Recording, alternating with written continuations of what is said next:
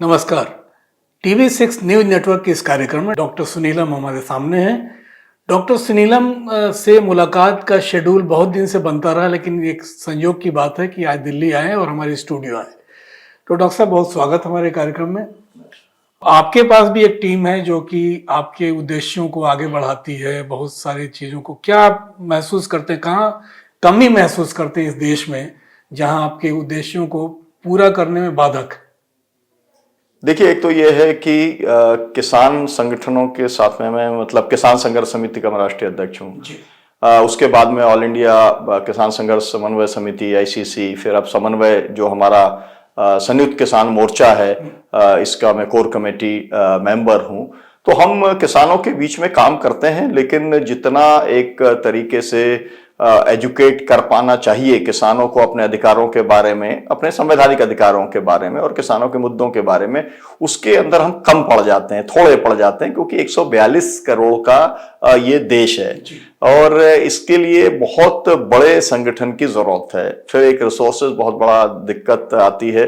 किसानों के हमारे सम्मेलन तो हो जाते हैं, है ना। अभी जैसे अभी होगा 12 जनवरी को हम शहीद किसान स्मृति सम्मेलन करते हैं, 24 के ही शहीद किसानों को याद करने।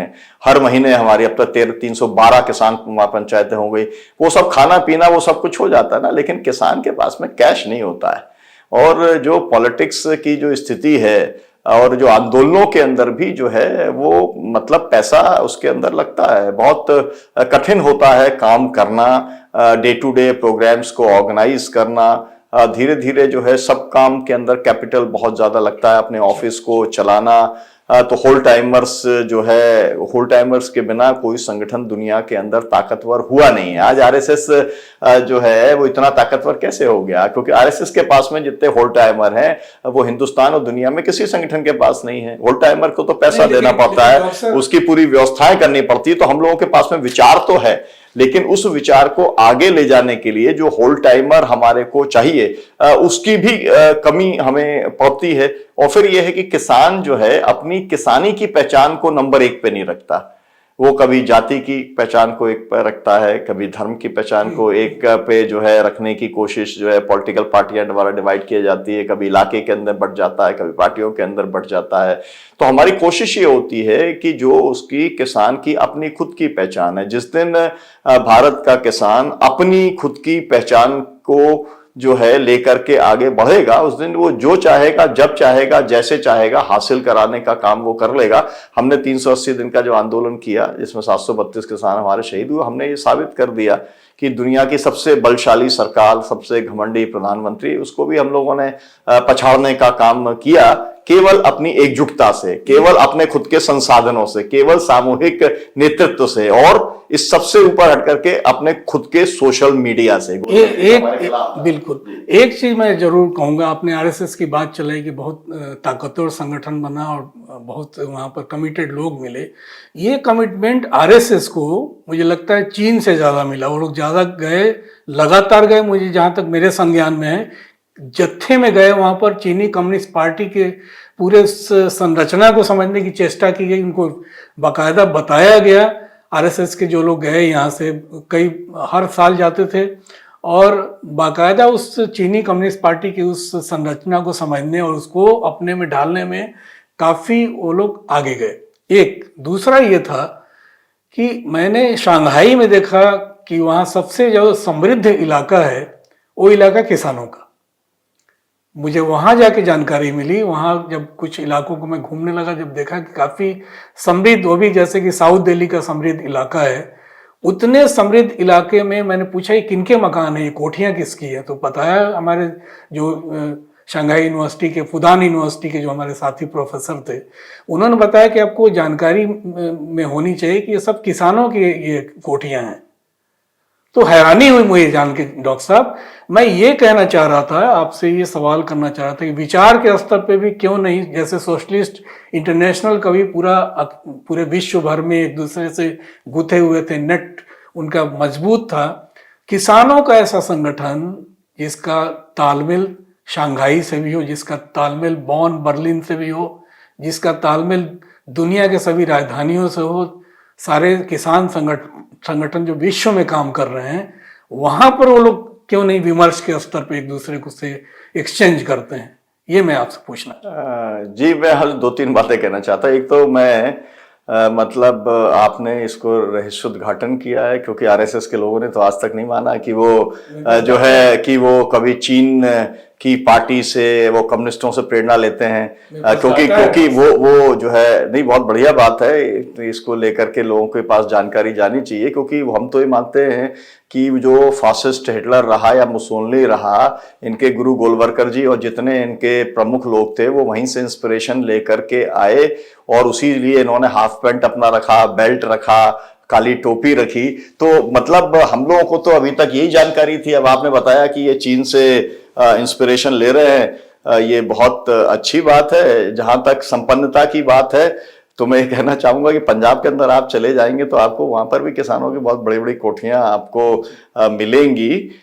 तो लेकिन मसला ये है कि कितने किसान हैं जो उसको अफोर्ड कर पाते हैं वहां पर, क्योंकि बड़े रकबे हैं और जिस तरीके की एक लेटेस्ट टेक्नोलॉजी के साथ में जो खेती हो रही है, तो इस समय जो देश के सामने तो अन्न सुरक्षा सबसे बड़ा सवाल है भारत के अंदर, है ना। हम लोग ये नहीं कर सकते कि जैसे चीन का किसान जो है वो जो पैदा करता है इंटरनेशनल मार्केट के लिए वो पैदा कर देता है।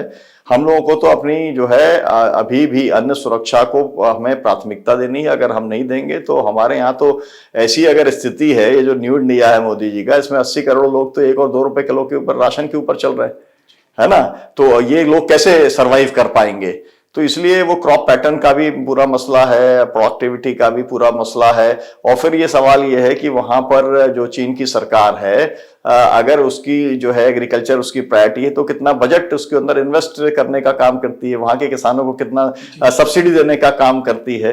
तो ये सब बातें जो हैं वो भारत के किसानों को वो सुविधाएं नहीं मिल रही हैं जो चीन के किसानों को वहां की सरकार जो सुविधाएं देने का काम कर रही है। और वहां पर एक किस्म का जो इंडस्ट्री है वो एक तरीके से हर घर के अंदर इंडस्ट्री है।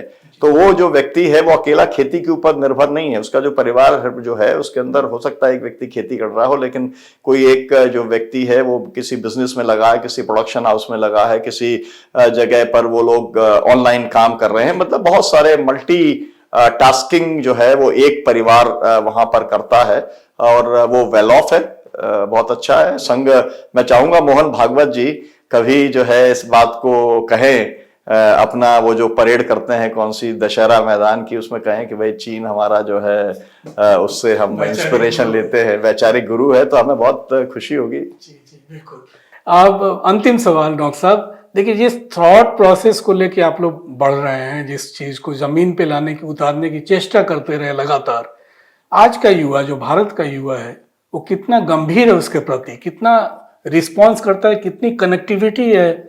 आप इस जनरेशन गैप ऑफ कोर्स है, लेकिन कनेक्टिविटी की मैं बात करता हूँ कि विचारों को कितना वो आप जो लोग सोचते हैं, जो चाहते हैं, युवा कितना मुतासिर है उससे?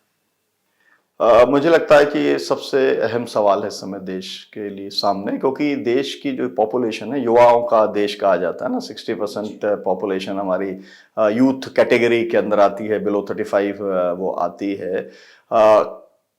जो युवा है वो खेती नहीं करना चाहता है, युवा जो है वो गांव में नहीं रहना चाहता है।